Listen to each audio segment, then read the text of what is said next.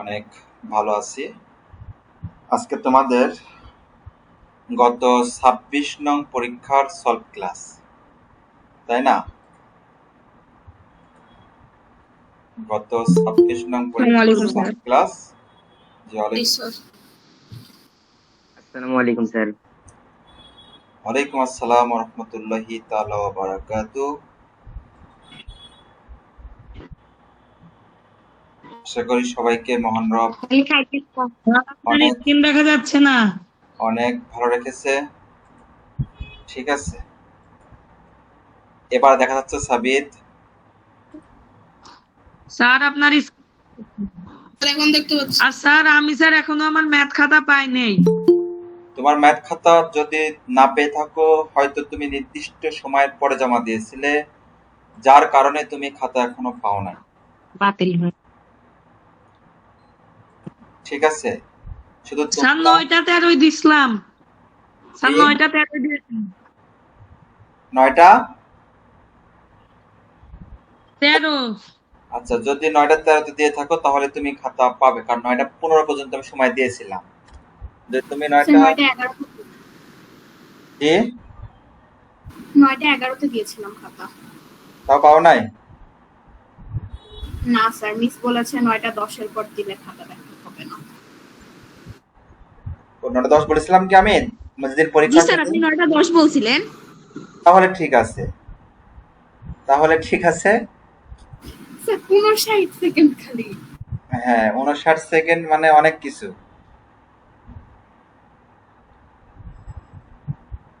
তুমি 1 মিনিট পরে গেলেই, যদি রেল স্টেশনে যাও 1 মিনিট পরে, তাহলে তুমি স্যার 1 মিনিটের জন্য দিয়েন স্যার, কারণ অনেক সময় হয়ে যায়, দেখা যায় যে অনেক সময় অ্যাড ট্যাড আসে, তো আপনি সেক্ষেত্রে বিশেষ আবেদনে একটু খাতা কাটিয়েন। ঠিক আছে, কিন্তু তোমরা সদস্য থাকবে যে তার আগে দেওয়ার খাতা, ঠিক আছে?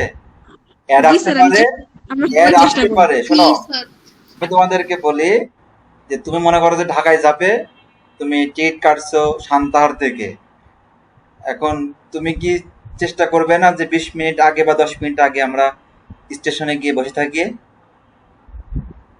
বলো, যদি জি ট্রেনটা স্যার। মিস হয়ে যায় তাহলে কেমনে যাব? বা যেতে পারবো কিন্তু কষ্ট হবে অনেক, বা অন্য গাড়ি পাবো কি পাবো না তার ঠিক নেই, এজন্য আগেই যাই। তো যদিও তোমাদের এই কয়েকটা পৃষ্ঠার পিডিএফ করতে 15 মিনিট বা 10 মিনিট লাগবে না, ঠিক আছে, হয়তো সর্বোচ্চ 5 মিনিটের মধ্যে হয়ে যাবে, কিন্তু তারপর দেখো আজকে আমি দিয়েছি কয় মিনিট, 9 মিনিট। এইটুকা লেখ পিডিএফ করতে জীবনে 9 মিনিট লাগবে না, ঠিক আছে? তোমরা যে সময় সময় পরীক্ষা শেষ, সে সময় তোমরা লেখা শেষ করবে, শেষ করলে তো তোমার হচ্ছে স্যার আমি নির্দিষ্ট দুই সময়ের মধ্যে দিতে স্যার পারবে। আমি লাস্ট মডেলে 2টা পাতা পিডিএফ করতে ভুলে গিয়েছি, ওখানে 20 মার্ক ছিল। হ্যাঁ, এই যে তোমাদের একটা শৃঙ্খলা শিখাচ্ছে, ঠিক আছে, যে নির্দিষ্ট সময়ের মধ্যে খাতা জমা দিচ্ছ, এটা কিন্তু অনেক বড় একটা বিষয়। কিন্তু তোমাদেরকে যে না আমি এরকম না করতাম, তাহলে তো তোমরা মনে করো যে ইচ্ছা মতন আধা ঘন্টা পর বা 25 মিনিট পর 20 মিনিট পর তোমরা খাতা জমা দিতে, তাই না? তো এটা এতে করাতে তোমাদের জন্য ভালো হবে। যদিও এখন তোমাদের অনেক কষ্ট হচ্ছে, কিন্তু তোমরা 2-1টা পরীক্ষা এরকম হলেই তোমরা অভ্যস্ত হয়ে যাবে। এই কারণে তোমরা পরীক্ষা শেষ হওয়া মাত্রই, যদি পরীক্ষা হয় 100 মার্কে, তাহলে তোমরা 1 ঘন্টা পরেই তোমরা লেখা শেষ করবে, আর একটা অক্ষর লিখবে না, যতটুকু হয়েছে ততটুকুই, ঠিক আছে? এজন্য তোমরা নির্দিষ্ট সময়ের মধ্যে পরীক্ষা শেষ করবে, আর চেষ্টা করবে যে আমরা যে সময়টা দিই তার 1 মিনিট আগেই খাতা পিডিএফ জমা দেওয়া। যাই হোক, আমি আর কথা না বৃদ্ধি করি। হচ্ছে তাহলে যাদের এই যে 1 মিনিট বা 2 মিনিটের গণিত খাতা পাবে না, তাদের খাতা দেওয়া হবে ইনশাল্লাহ, ঠিক আছে? তারপরে অনেক বেশি ডিফারেন্স, তাদের খাতা কিন্তু দেওয়া হবে না। তো গত 26 নং পরীক্ষা অনুষ্ঠিত হয়েছিল। স্যার আমারটা স্যার 4 মিনিটের ডিফারেন্স। না, হবে না। ওই তো দেখিস, ইনাম দেখো তাহলে যে 1 মিনিট স্যার, ও বলছে স্যার 2-3 মিনিট পরে, এ বলছে স্যার 4 মিনিটে, তার মানে এই নির্দিষ্ট সময় মধ্যে জমা দেওয়া লাগবে। 10-এর পরে জমা দিলে খাতা দেখা হবে না। দাদা বুঝতে পারিস? মোটামুটি স্যার। হ্যাঁ, মোটামুটি বুঝলে হবে, ঠিক আছে? আমি বাংলা ভাষায় বলেছি, মোটামুটি বুঝলে হবে। ওই তোমারটা দিলে আরেকটা আজন বলবে স্যার আমার 4 মিনিট, আমার 5 মিনিট, স্যার আমার 7 মিনিট, তখন এই নিয়মটাই নষ্ট হয়ে যাবে। তবে নিয়ম নষ্ট করতে চাচ্ছি না গো, নিয়ম বহির্ভূত কাজও আমি করতে চাচ্ছি না, যেটা বলবো সেটাই। তো দেখো, জটিল ভগ্নাংশ, কমপ্লেক্স ফ্র্যাকশন, আমরা আজকে এই পেপার ফাইনাল পরীক্ষা 26, সেটা নিয়ে আমরা আজকে আলোচনা করবো ইনশাল্লাহ। 100 মার্কের খুবই সহজ প্রশ্ন ছিল, ঠিক আছে। জটিল ভগ্নাংশ, কমপ্লেক্স জি স্যার। ফ্র্যাকশন। কমপ্লেক্স ফ্র্যাকশনটা কি? কমপ্লেক্স ফ্র্যাকশন হচ্ছে তোমার লবে হরে, ঠিক আছে, লবে অথবা হরে অথবা উভয়ে, নিউমারেটর ডিনোমিনেটর অথবা নিউমারেটর ডিনোমিনেটর আকারে থাকলে তাকে বলা হয় জটিল ভগ্নাংশ। বুঝতে পারছো? স্যার আমি লিখছি, স্যার আমার একটু প্রবলেম রয়েছে। আমি লিখছি যে একটি ভগ্নাংশের মধ্যে আরেকটি ভগ্নাংশ থাকলে তাকে জটিল ভগ্নাংশ বলে, এটা কি গ্রহণযোগ্য হবে? না না না না, একটি ভগ্নাংশ আর একটা ভগ্নাংশ থাকলে তা সংজ্ঞা হলো নাকি? স্যার কি হবে? দেখো, লবে হরে অথবা উভয়ে, ঠিক আছে, লবে হরে নিউমারেটর অথবা ডিনোমিনেটর অথবা নিউমারেটর ডিনোমিনেটর থাকলে সেটা হবে জটিল ভগ্নাংশ। তোমাদেরকে যদি আমি এক্সাম্পল দিই তাহলে তোমরা সকলেই বুঝতে পারবে, সহজে একদম বুঝতে পারবে যে স্যার জটিল ভগ্নাংশ এইটা, জি এইটাই। দেখো যে 7/5 এটা আমার কাছে মূল ভগ্নাংশ, ঠিক আছে, বাই এখানে দিলাম হচ্ছে তোমার 10।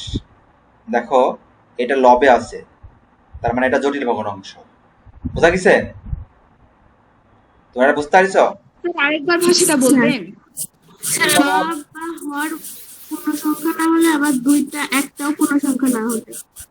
দেখো, স্যার স্যার আরেকবার বলবেন সংজ্ঞাটা? মনে করো যে ভগ্নাংশ না 5/10, স্যার তো এর আগে এর যদি উপরে আমি দিই, মনে করো যে দিলাম হচ্ছে 20, তার মানে এটা লবে হয়ে গেল। বুঝতে পারছো? এটা লবে হলো। এরপরে যদি আমি এটা বাদ দিয়ে দিই, এখানে 5 আছে, যদি এখানে 50 দিই, এটা হয়ে গেল হরে। লবে অথবা হরে অথবা উভয়ে যদি এখানে দিই আমি 70, স্যার বুঝছি। এটা কিন্তু উভয়ে হয়ে গেল। বুঝতে পারছো ইনান? জি স্যার। স্যার একটু সংজ্ঞাটা আরেকবার ভালো ভাষায় একটু বলবেন? লবে অথবা হরে অথবা উভয়ে ভগ্নাংশ আকারে থাকলে তাকে বলা হয় জটিল ভগ্নাংশ। বোঝা গেছে? লবে হরে অথবা উভয়ে, নিউমারেটর ডিনোমিনেটর অথবা ইকুয়াল যদি তোমার ফ্র্যাকশন আকারে থাকে, স্যার কমপ্লেক্স সংজ্ঞা জটিল ভগ্নাংশ। আমি তোমাদেরকে অ্যান্সার দিয়ে দিব, ঠিক আছে, এরপর আমি অ্যান্সার দিয়ে দিব, টেনশনের কোনো কারণ নেই। দিয়ে দিবেন স্যার। আমি অ্যান্সার, তোমাদের সংক্ষিপ্ত প্রশ্নের অ্যান্সারগুলো আমি দিয়ে দেবো ইনশাল্লাহ। আমার পড়ায় আছে, কষ্ট হবে না, শুধু আমি হচ্ছে কপি করে পেস্ট করব। তারপরে তোমরা যেন আবার মনে করো ছাত্র অ্যান্সার দিবেই আর সলভ ক্লাস করার প্রয়োজন নেই, হ্যাঁ, তোমরা কিন্তু পরে বুঝতে পারবে না, ওখানে কিন্তু বুঝতে পারবে না, কারণ সংজ্ঞা দেখে তুমি কিন্তু বুঝতে পারবে না যদি এক্সাম্পল না দিই, কিন্তু ওখানে তো এক্সাম্পল দেওয়া নেই, ঠিক আছে? বুঝতে পারছো? স্যার তাহমিদ বুঝতে পারছো? জি স্যার। আচ্ছা, এরপরে দেখো প্রশ্ন ছিল কি, যোগাত্মক বিপরীত ভগ্নাংশের ইংরেজি কি? যোগাত্মক বিপরীত ভগ্নাংশ ইংরেজি হচ্ছে যে অ্যাডিটিভ ইনভার্স, অ্যাডিটিভ ইনভার্স। ঠিক আছে। অ্যাডিটিভ ইনভার্স মানে যোগাত্মক বিপরীত ভগ্নাংশ। ইংরেজিতে ছিল হচ্ছে যে অ্যাডিটিভ ইনভার্সের বাংলা কি, তখন যোগাত্মক বিপরীত, ঠিক আছে তাহমিদ? জি স্যার। এরপর শুদ্ধি পরীক্ষা। আমরা শুদ্ধি পরীক্ষা সকলে জানি, শুদ্ধি পরীক্ষাটা কি, যে সমীকরণ ইকুয়েশনের মূল সমীকরণের চলকের স্থানে অর্থাৎ ভেরিয়েবলটা বসালে উভয় পক্ষে সমান হয় কিনা তা যাচাই করাকে শুদ্ধি পরীক্ষা বলা হয়। তাহলে সমীকরণের মূল স্যার এটা হবে না সমীকরণ, কোন সমীকরণ সঠিক কিনা তা যাচাইয়ের পরীক্ষাকেই শুদ্ধি পরীক্ষা বলে? সমীকরণ সঠিক কিনা? জি স্যার।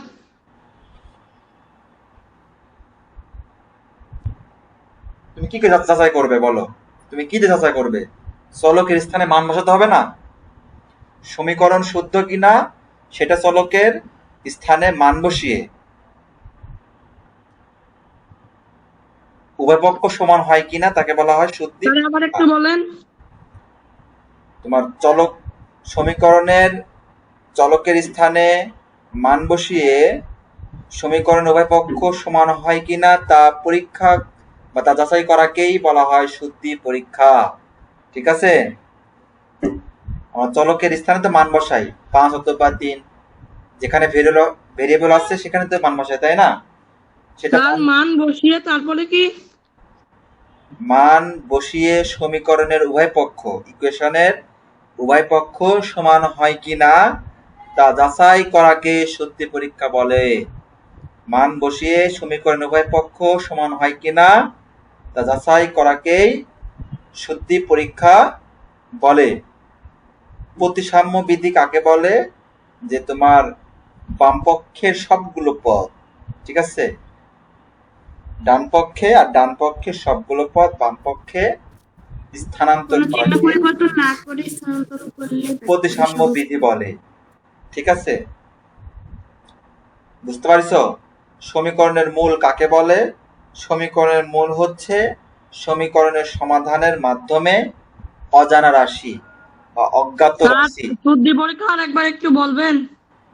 আমি তোমাদেরকে দিয়ে দিচ্ছি, ঠিক আছে, আমি তোমাদেরকে দিয়ে দিচ্ছি একবার 1 নম্বর প্রশ্নের অ্যান্সার। বুঝতে পারছো? যে তোমার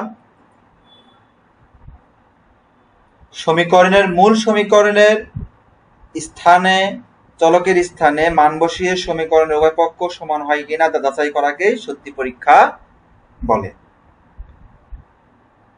সমীকরণের মূল কাকে বলে? সমীকরণের মূল হচ্ছে তোমার সমীকরণের সমাধানের, এই এখন লাইক দেওয়ার কিছু নেই, এখন লাইক দিতে হবে না, তোমরা আগে দেখো আগে। সমীকরণের সমাধানের মাধ্যমে অজ্ঞাত রাশির যে মান পাওয়া যায় তাকে সমীকরণের মূল বলা হয়, তাই না? মানে যে চলকটার আমরা মান পাই সেটাই মূলত হচ্ছে সমীকরণের মূল বলে। a বাই বি গুণ সি বাই ডি সমান কত? তাহলে এসি ইকুয়াল বিডি। স্যার মোট নাম্বারে সমীকরণে চলকটির মান বের করাকে সমীকরণের মূল বলে লেখা যাবে না? যে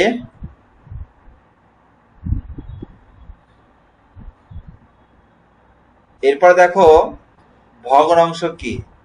লব হর বিশিষ্ট গাণিতিক রাশিকে ভগ্নাংশ বলে, অথবা ভগ্নাংশ এমন একটি সংখ্যা যা একটি পূর্ণবস্তুর অংশকে বোঝায়, তাই না? পূর্ণবস্তুর অংশকে বোঝায়, এটা লিখলে হবে।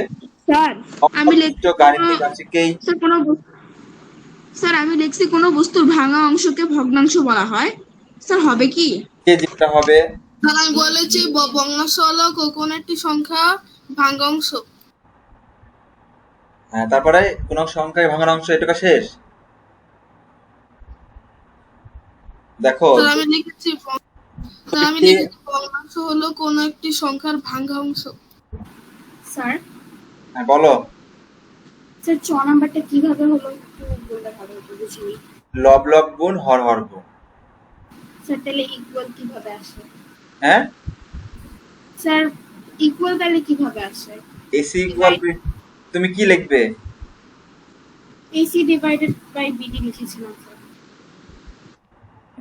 এসি ইকুয়াল বিডি, তুমি বলছো যে এটা একবার করে দিলে হ্যাঁ স্যার। এসি ইকুয়াল বিডি হবে, ঠিক আছে। লব লব গুণ করা হবার গুণ করা না তোমরা, এটা সহজ ছিল। দুইটি সমতুল ভগ্নাংশ ইকুইভ্যালেন্ট ইকুয়েশনের অন্তর কত, ডিফারেন্ট কত বলো, এটা তো পারবা। স্যার 0 বা 0।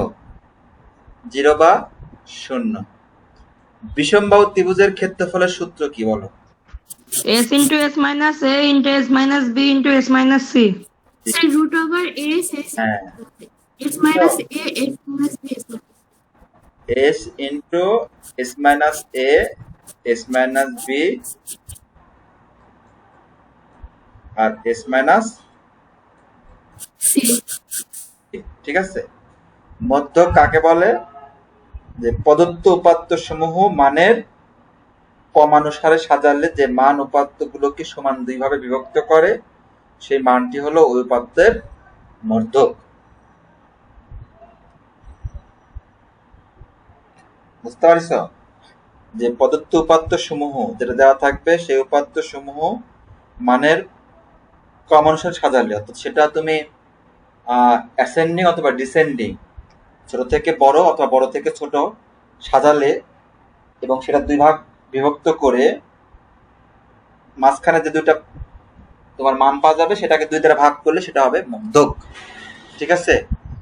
8 মাইনাস 6 ইকুয়াল টু, এটি ড্যাশ নয়, কি নয়, এটি একটি সমীকরণ নয়, এটা সমীকরণ। স্যার আমি খোলা বাক্য লিখছি, হবে?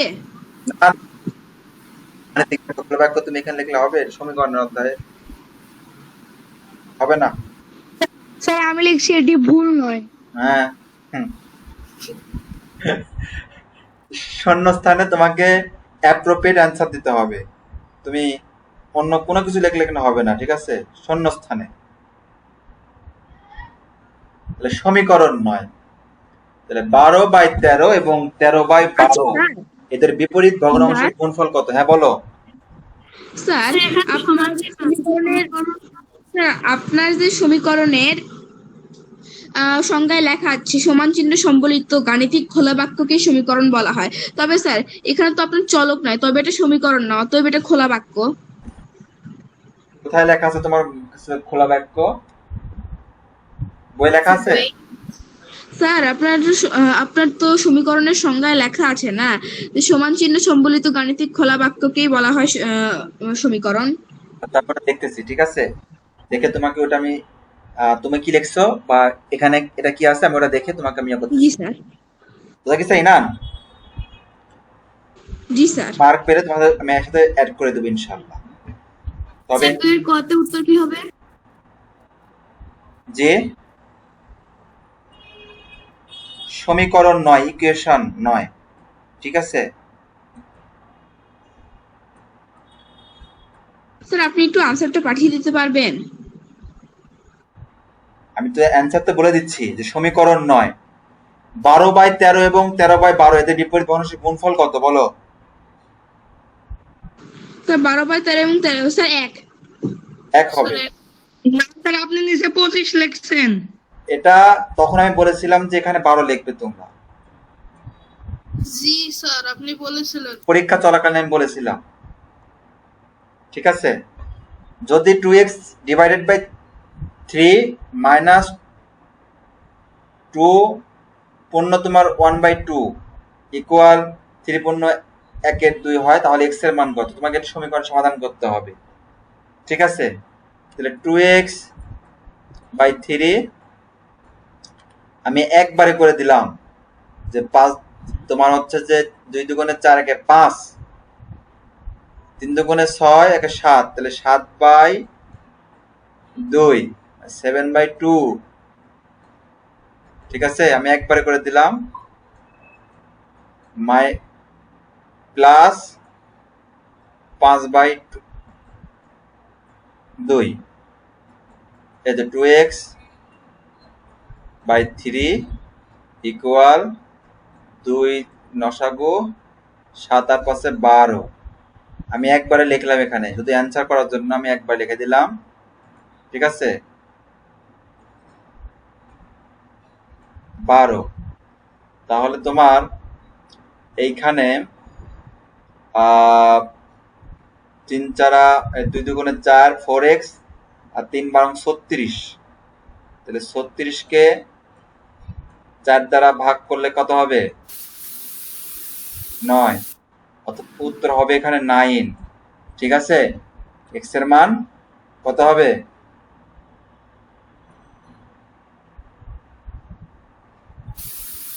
স্যার 9। স্যার 9। বুঝা গেছে? জি স্যার।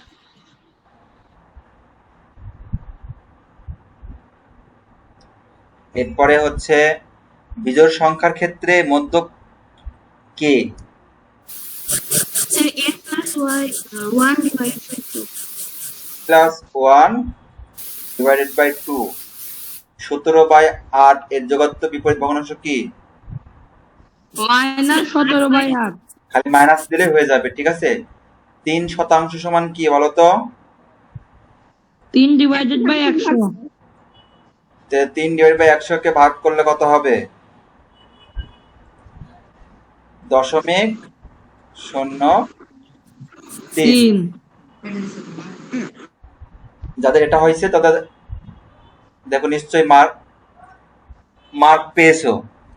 36.5 মাল্টিপল 0.8 মাল্টিপল করলে কত হবে বলো?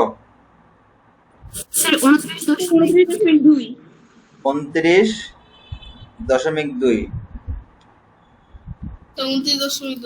ত্রিভুজের ভূমির বিপরীত কোণ কোনটা? তার শিরোকোণ। ত্রিভুজের স্যার বিপরীত শিরোকোণ হওয়ার কথা, বাট আপনি কেটে দিয়েছেন। ত্রিভুজের ভূমির বিপরীত কোণ হচ্ছে লম্ব। স্যার লম্ব, স্যার আপনি তো শীর্ষকোণ বলছিলেন। ত্রিভুজের ক্ষেত্রে লম্ব কোণ পাবো। তুমি বলো তাহলে যে এই কোণের এটার তোমার এটার হচ্ছে যে এটার বলো বলো তুমি এই ভূমির বিপরীত কোণ কোনটা? স্যার সর্ব উপরের কোণটা আপনার এই স্যার সিএবি কোণ। এটাকে তুমি কি বলবা? এটাকে তুমি কি বলবা? স্যার স্যার শিরোকোণ। লম্ব বলবে না তুমি? স্যার শিরোকোণ বলছিলেন তো আচ্ছা আপনি। তুমি এটা এই কোণের বিপরীত কি কোণ, কি বি কোণের বিপরীত কোণ তুমি কি বলবে বলো? শিরোকোণ বলবে? স্যার এটার নাম তো লম্ব। স্যার সমকোণী ত্রিভুজের ক্ষেত্রে বুঝলাম, সূক্ষ্মকোণী ত্রিভুজ দেওয়া থাকলে। যে সূক্ষ্মকোণী ত্রিভুজ দেওয়া থাকলে। এটা বলতেছো সূক্ষ্মকোণী ত্রিভুজ। হ্যাঁ স্যার। এখানে তোমার প্রশ্নটাতে মিন করছে তোমার সমকোণী ত্রিভুজ, তাই বুঝতে পারছো? বা তোমার হচ্ছে যে লম্বের বিপরীত কোণ কোনটা এরকম বলবে এখানে, ঠিক আছে। বা ত্রিভুজের লম্বের বিপরীত কোণ কোনটি এটা বলবে। বা অতিভুজের বিপরীত কোণ কোনটি এটা বলবে, বুঝতে পারছো? বুঝা তোমার কথা বুঝতে পারছো তুমি? জি স্যার। এমডি প্লাস এনডি এখানে কমন নিলে হয়ে যাবে, তাহলে কি কমন যাচ্ছে বলো? Sir D. ডি কমন যাচ্ছে, তাহলে D equal M plus N. বর্তমান সময়কে ড্যাশ যুগ বলা হয়। তার কম্পিউটারের যুগ। তথ্য প্রযুক্তির যুগ। তথ্য প্রযুক্তির যুগ। তথ্য প্রযুক্তির যুগ বাদ দিয়ে অন্য কোনো কিছু লিখলেই মার্ক পাওয়া যাবে না, ঠিক আছে। ওয়ালাইকুম সালাম, ভাই ক্লাস নিচ্ছিলাম। বলো বলো স্যার 3 নম্বরের আনসার। বলো ইনান কি বলতেছিলে? স্যার আপনি কি ক্লাস শেষে কোশ্চেনটা রিসেন্ড করতে পারবেন? জি জি। তাহলে 1 আর 2 কারো কোনো প্রশ্ন আছে কি? No sir.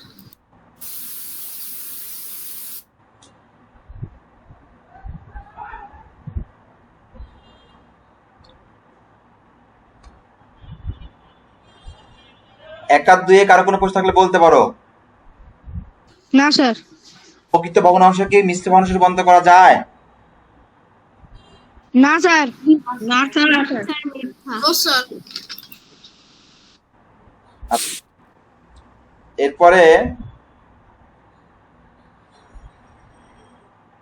সকল সমীকরণ অভেদ নয়। স্যার সত্য। সত্য স্যার। স্যার সত্য। সকল সমীকরণ অভেদ নয়, সত্য, ঠিক আছে। সরল অঙ্কে প্রথমে বন্ধনী কাজ করতে হয়। জি স্যার সত্য। জি স্যার সত্য। এটা সমান সমান এটা হবে, দেখিস তোমরা? এটা সত্য। জি স্যার। স্যার সত্য। জি স্যার দশমিক সত্য। ভগ্নাংশের ইংরেজি ডেসিমেল ফ্র্যাকশন। স্যার সত্য। জি স্যার সত্য। প্রবৃদ্ধ কোণের অপর নাম প্রত্যাবর্তী কোণ। জি স্যার সত্য। প্রবৃদ্ধ কোণ ইংরেজি কি? Reflex angle. অ্যাঙ্গেল। 6 নাম্বার 8.085, তারপরে 0.005 মাল্টিপুল 0.00084, এটা গুণ করলে কি এটা হবে? নো স্যার মিথ্যা। স্যার মিথ্যা। মিথ্যা। প্রসারক সর্বাধিক উপাত্ত সংখ্যা। জি স্যার। জি স্যার। স্যার। সর্বাধিক না থাকলে তখন তুমি কি করবা? সর্বাধিক বা না থাকলে তখন তুমি কি করবে বলো? স্যার তার প্রচুর থাকবে না। হ্যাঁ, প্রসারক নেই, তার মানে এই কথাটা সম্পূর্ণ এটার উপর ভিত্তি করে না, এজন্য এটা মিথ্যা। বুঝতে পারছো? জি স্যার। শুধুমাত্র এই কথা সর্বাধিক উপাত্ত সংখ্যা এটা দিয়ে এই প্রচারক নির্ণয় করা যায় না। যদি না থাকে তখন সেটা কি? প্রচারক নেই। বুঝতে পারছো? রেখাংশকে সমদ্বিখণ্ডিত করতে রেখাংশটির উভয় পার্শ্বে বৃত্তচাপ আঁকতে হবে। স্যার সত্য। স্যার মিথ্যা। রেখাংশকে সমদ্বিখণ্ডিত করতে রেখাংশটির উভয় পাশে বৃত্তচাপ অঙ্কন করতে হবে। উভয় পাশে তো না স্যার, মাঝখানে। স্যার সত্য। স্যার সত্য। কারণ কোনো কিছুকে সমদ্বিখণ্ডিত করতে হলে কিন্তু উভয় পাশে কিন্তু বৃত্তচাপ অঙ্কন করতে হয়, তাই না?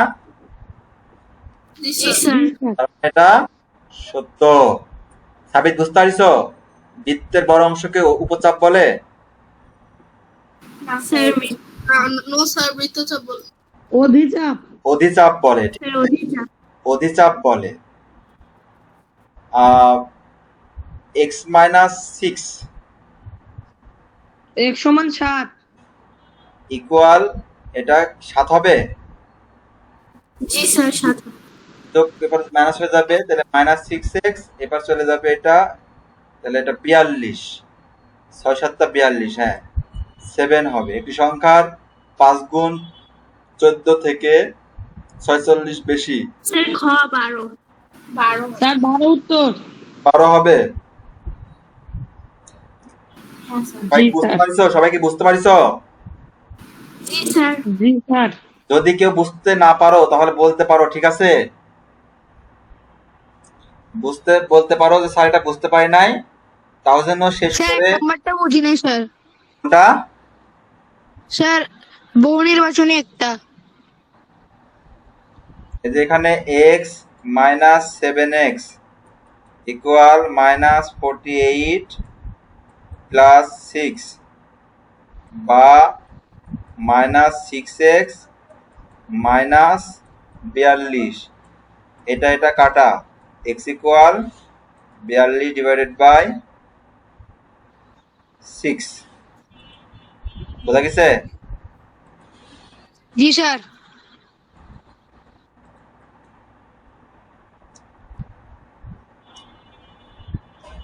এটা 12 হচ্ছে, তারপরে 5 divide by 6 plus 3 equal 3 divided by 8 equal -10 হলে x এর মান কত বলো?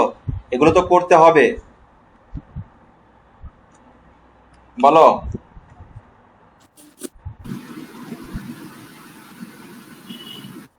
স্যার 28 পূর্ণ 4/11। যদি এটা কারো সমস্যা থাকে তাহলে বলতে পারো, আমি করে দিচ্ছি। একটু করে দাও। জি স্যার একটু করে দেন।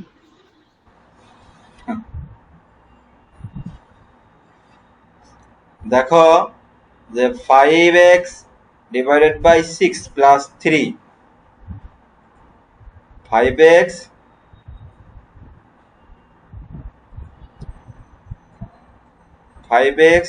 ডিভাইডেড বাই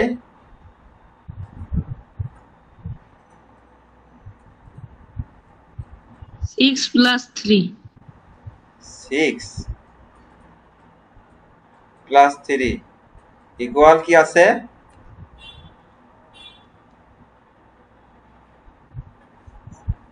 শেষ, আর বলে না।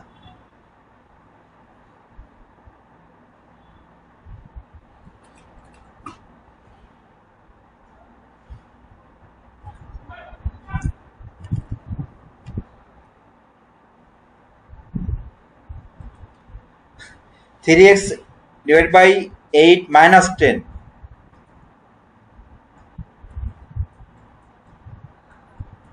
এটা আছে তাই না? x এর মান কত? তাহলে দেখো 5x by 6 minus 3x by 8 equal minus 10 minus 3, মানে এটা এপার নিয়ে গেলাম, এটা এপার নিয়ে আসলাম, আর এই জন্যই চিহ্নের পরিবর্তন হয়। তাহলে 6 আর 8 এর লসাগু কত হয় বলো? স্যার 24। 24। তাহলে 4 ছক 24, 20 মাইনাস 8 দিয়া 24 3 আসতে 24, 3 3 9, 20x minus 9x equal minus 13। তাহলে কি হচ্ছে? 11x ইকুয়াল 24 সাথে 13 গুণ করলে কত হবে?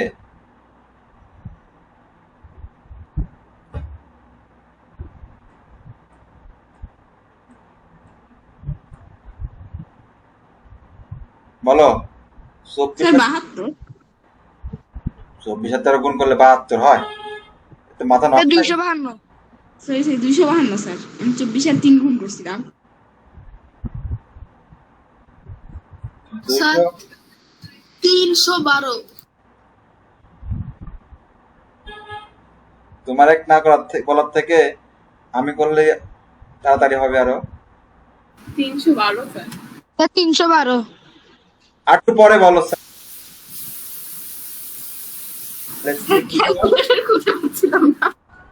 312।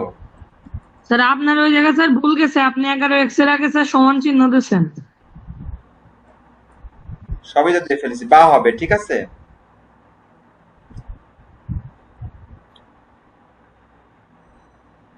তাহলে দেখো 312 কে 11 দ্বারা ভাগ করো,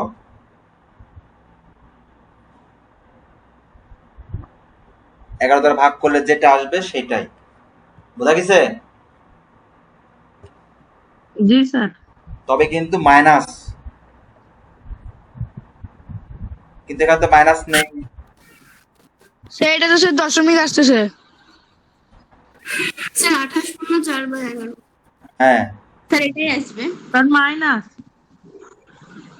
এটাই আসবে, কিন্তু এটাকে মাইনাস হবে তাই না? জি স্যার, জি, এটা স্যার। আমি জি 28 স্যার, এটা আমি 28 গুণ 11, এটাই আসবে, এটাই আসবে, এই খ নাম্বারে আসবে, খ নাম্বার আসবে, ঠিক আছে।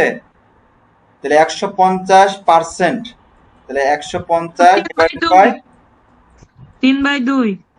3/2। সহজ সরল সমীকরণের ক্ষেত্রে নিচের কোনটি সঠিক? একঘাত, দ্বিঘাত, একচলক। স্যার স্যার, 1 ঘাত আর 1 চলক। 1/3। স্যার ক নাম্বার 1 ও 3। 1.2 ভাগ 0.3 ভাগ করলে কত হবে? স্যার 4। 4। একটি পূর্ণ সংখ্যা একটি স্যার ভগ্নাংশ। 5 নম্বরে আমি গ লিখেছি কিন্তু মার্ক পাইনি। ইনশাল্লাহ তোমাকে মার্ক দেওয়া হবে। একটি পূর্ণ সংখ্যা একটি ভগ্নাংশ, একটি পূর্ণ সংখ্যা একটি প্রকৃত ভগ্নাংশের সমন্বয় কি হয়? স্যার মিশ্র ভগ্নাংশ। মিশ্র ভগ্নাংশ। বস্তুগুলো কোনটা বলো তো? বই, ফুটবল, কাগজ। বই। ফুটবল। স্যার বই। স্যার বই আর ফুটবল। হ্যাঁ, কাগজ হবে না, কারণ বই আর ফুটবল হচ্ছে 1 ও 2, ঠিক আছে, ত্রিমাত্রিক বস্তু। 6 জন শিক্ষার্থীদের 20 নম্বরে পরীক্ষায় প্রাপ্ত নম্বরের 8, 10, 16, 14, 12, 14, 16, 20 উপাত্তের গড় কত? এই সংখ্যাগুলো যোগ 14 করে এগুলো দ্বারা 6 খান 6 দ্বারা ভাগ করলে হয়ে যাবে। উপাত্তের সময় মধ্যক কত? তাহলে 8, 10, 14, 16, 17, 20। এটা মাঝখানে যে দুইটা পদ আছে তাকে 2 দ্বারা ভাগ করলেই হয়ে যাবে। মাহিমুল তার সম্পত্তি এত অংশ বউকে, এত অংশ পুত্রকে, এত অংশ কন্যাকে দান করলেন। তাহলে পুত্র এবং কন্যাকে সাধারণ মানুষে প্রকাশ করো, অর্থাৎ 0.5 আছে আর 0.25 আছে, এটাকে সাধারণ মানুষ প্রকাশ করতে হবে। অর্থাৎ 25/100, তোমার হচ্ছে 5/10 আর 25/100। ঠিক আছে, এটা হচ্ছে সাধারণ ভগ্নাংশ। বোঝা গেছে? জি স্যার। এটাকে তুমি আরো হচ্ছে যে কি নির্দিষ্ট করতে পারবা, মাইমল কত স্যার অংশ, 1/2 আর 1/4। হ্যাঁ মাইমল কত অংশ তোমার হচ্ছে কত অংশ দান করলেন, কত অংশ অবশিষ্ট আছে। বুঝতে পারিস?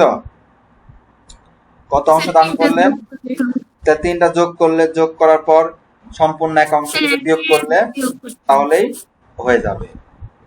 তাহলে মোট 3টা যোগ করলে হয়ে যাবে, আর এক অংশ থেকে ওই 3টা বাদ দিলেই আমরা বাকি অংশ জি স্যার পেয়ে যাব।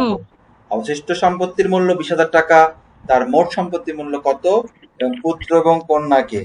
ঠিক আছে, তার মানে কন্যা পায় 40,000 টাকা এবং পুত্র পায় 80,000 টাকা। 80,000 টাকা। বুঝতে পারছি সকলেই? কারো কোনো কি প্রশ্ন আছে? তোমরা নিঃসন্দেহে বলতে পারো 1 থেকে 5 পর্যন্ত কোনটা বুঝতে পারোনি, 1 থেকে 5 পর্যন্ত কোনটা বুঝতে পারোনি সেটা নিঃসন্দেহে বলতে পারো।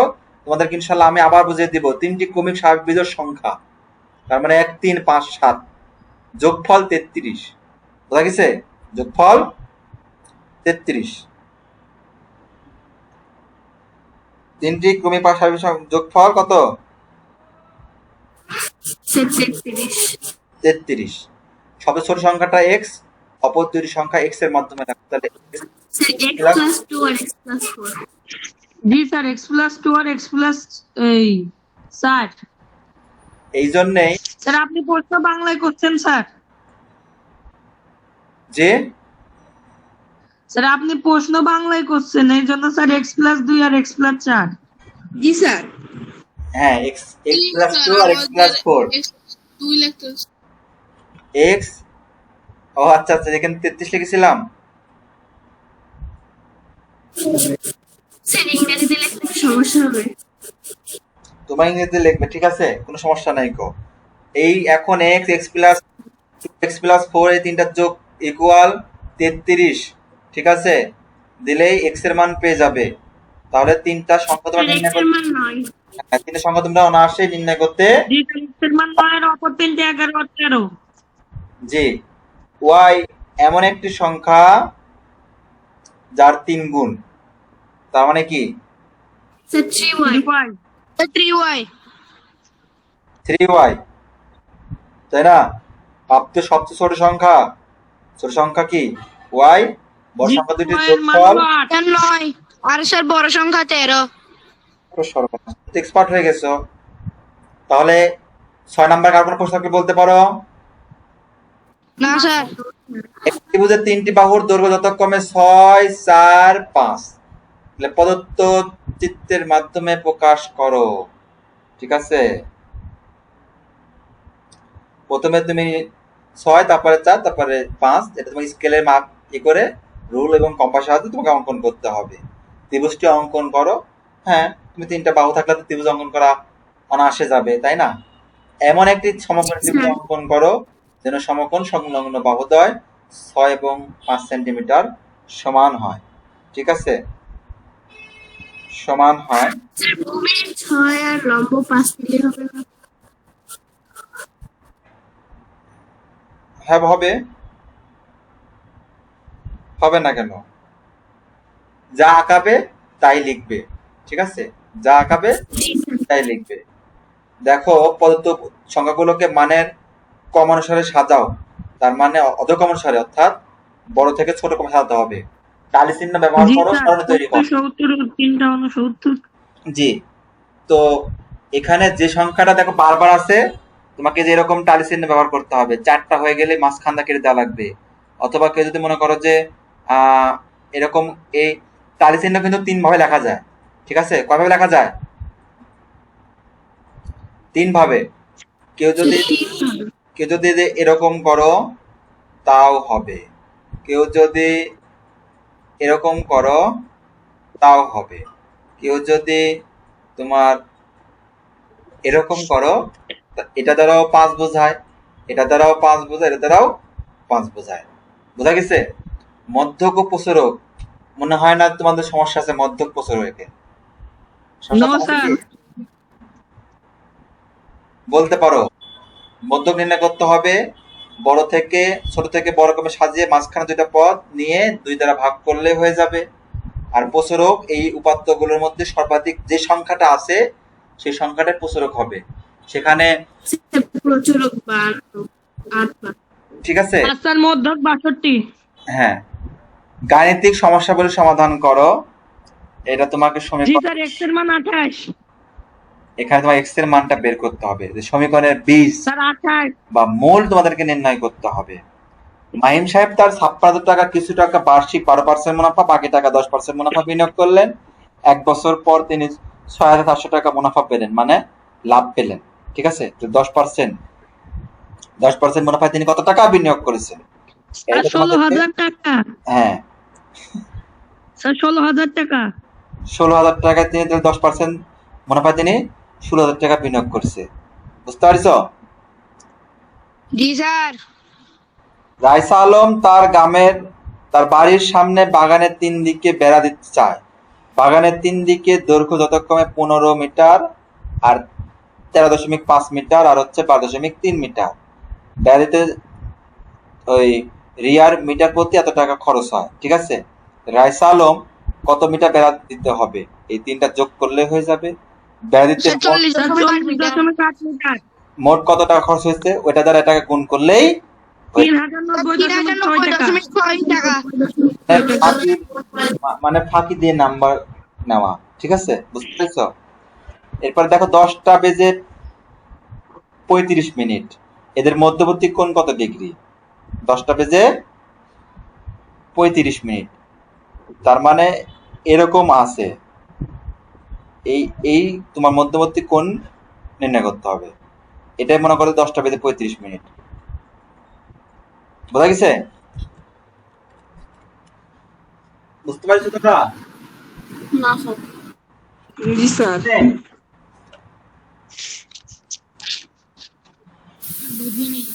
স্যার উত্তর কত ডিগ্রি হবে? আমার বের করতে হবে, আমার তো আর মুখস্থ নেই আর যে কত ডিগ্রি হবে। তাহলে আমি কি বলেছিলাম, যদি তোমার ঘড়িতে 12টা কাটা থাকে, তাই না? ঘড়িতে কয়টা কাটা থাকে? 12টা, 1 থেকে 12 পর্যন্ত।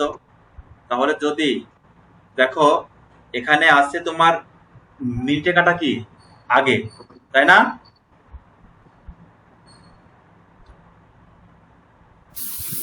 এই কথা বলো না কেন?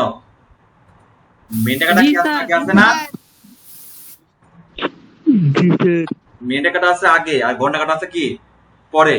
তাহলে মিনিটে কাটা যদি আগে থাকে আর ঘন্টা কাটা যদি পরে থাকে, তাহলে আমরা কি করব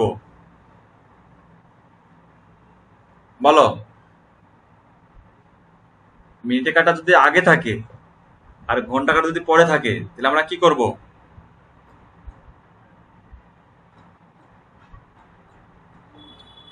বলো। স্যার যোগ করব। স্যার যোগ। স্যার যোগ। তাহলে 10টা বেজে 35, তোমার 10টা বেজে 35 মিনিট, তাই না? এখন দেখো যে তাহলে প্রতি এর মধ্যে কত ডিগ্রি কোণ উৎপন্ন হয়েছে বলো? কত ডিগ্রি কোণ উৎপন্ন হয়েছে?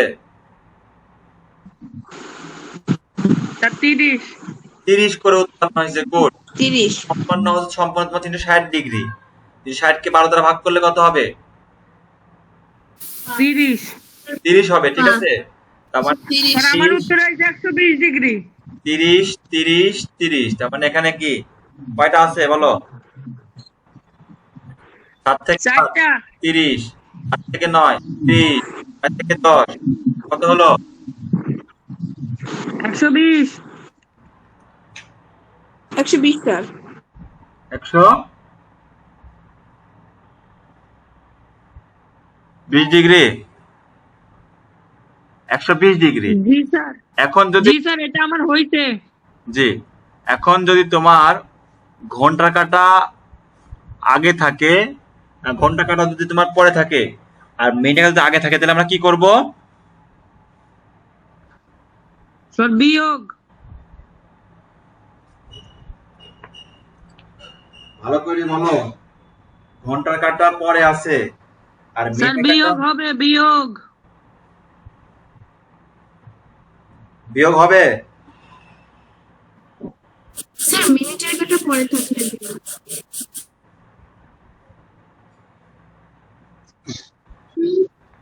মিনিটের কাটা আগে আছে আর ঘন্টা কাটা পরে আছে, তাহলে এবার কি হবে বলো সাবিত? স্যার যোগ। জি যোগ। স্যার। যোগ হবে, ঠিক আছে? জি স্যার। যোগ হবে। তাহলে তোমার হচ্ছে কত ডিগ্রি হলো? 120 ডিগ্রি যোগ, এরপরে তোমার হচ্ছে কয়টা বেজে কত মিনিট? 35 মিনিট। 35। 35 ডিভাইডেড বাই 2, ঠিক আছে? তাহলে 35কে 2 দ্বারা ভাগ করলে কত হবে? 17.5। তার মানে উত্তর হবে 137.5 ডিগ্রি। 10টা বেজে তোমার হচ্ছে 35 মিনিট, তাহলে উত্তর হবে কি? 137.5 ডিগ্রি। এইখানে কয়টা ত্রিভুজ আছে বলো তো? স্যার এখানে 6টি। স্যার এখানে 6টি। স্যার 9টি। এখানে দেখো, তাহলে তোমরা এটা বুঝতে পারছো ক নাম্বারটা? জি স্যার। জি স্যার। এবার দেখো, এইখানে আমরা মধ্যকের জন্য 2 করে নিব, ঠিক আছে? তার মানে আমরা এটার জন্য 2 নিব, এটার জন্য আমরা গুণ 2 নিব, সূত্রের 2 নিব, আর এতটুকুর জন্য আমরা এই যে এখানে মানে কেন্দ্র থেকে তোমার এই যে এই বাহুর উপর মিলিত হওয়ার জন্য আমরা যোগ 2 নিব। তাহলে 2 দুগুণে 4, 4 দুগুণে 8, 8 আর 2 কত হয়? এখানে আছে 10, স্যার 10। ঠিক আছে? 10টি ত্রিভুজ আছে এখানে, এখানে আছে 10টি ত্রিভুজ। তাহলে উল্লেখিত চিত্রকটি ত্রিভুজ বিদ্যমান, 10টি ত্রিভুজ বিদ্যমান। বোঝা গেছে? জি স্যার। জি স্যার। কতটি ত্রিভুজ রয়েছে? ত্রিভুজ 30টি হয়েছে। তাহলে দেখো, এটার জন্য কত নিব আমরা? 2 2 2 2 গুণ 2 গুণ 2, এটার জন্য 2, এটার জন্য 2, সূত্রের 2, আর এইখানে শিরোকোণ থেকে যে মধ্যবিন্দুতে আইছে এটার জন্য কত নিব আমরা? যোগ 4 নিব। কি নিব? যোগ 4। তার মানে হচ্ছে এটা হবে 12টি। বোঝা গেছে? স্যার। জি স্যার। বিশেষ চিত্রে কতটি ত্রিভুজ সৃষ্টি হয়েছে? 12টি। স্যার স্যার ওখানে 2 যোগ করছেন, এখানে 4 যোগ করছেন স্যার, এটা বুঝি নাই। এইখানে তোমার হচ্ছে নিয়মটা হচ্ছে যে যখন তুমি মানে একটি কোণ থেকে যে তোমার মধ্যবিন্দু, এটা তো তোমার মধ্যমা, ত্রিভুজের মধ্যমা, ঠিক আছে? এটার জন্য আমরা 2 নিব, ঠিক আছে? এটার জন্য আমরা 2 নিব। শীর্ষবিন্দু থেকে অপর বাহুর যে মিলিত হয়েছে, তোমার একাংশ মিলিত হয়েছে, সেটা হচ্ছে মধ্যমা, এটার জন্য আমরা 2 নিব। তাহলে এই বাহুর জন্য আমরা 2 নিলাম, এই বাহুর জন্য আমরা 2 নিলাম, সূত্রের 2 নিলাম, আর এই যে মাথায় থেকে যে মধ্যবিন্দুতে মিলিত হয়েছে এটার জন্য যোগ 4 নিলাম। এখন গুণ করে যেটা হবে, গুণ যোগ করে যেটা হবে সেটাই অ্যান্সার। বোঝা গেছে? এটা এরকম স্যার আছে। আগেরটা তো স্যার যোগ 2 দিছিলেন। এখানে তোমার এইখানে মধ্যবিন্দু থেকে এই বাহুতে আসছে, এটা কিন্তু তোমার মানে কোন শীর্ষবিন্দু থেকে আসে নাই, এজন্য যোগ 2 দিছি। আর এটা শীর্ষবিন্দু থেকে এখানে আইছে, এজন্য যোগ 4 দিছি। পার্থক্য এখানে। বোঝা গেছে? জি স্যার বুঝছি। তাহলে কারো কোনো প্রশ্ন যদি থাকে তাহলে আমাকে এখন বলতে পারো, অথবা আসসালামু আলাইকুম স্যার। বলতে পারো। আজকে ক্লাস এ পর্যন্তই। সে পরিমাণ সকলে ভালো থাকো, সুস্থ থাকো, দোয়া করি।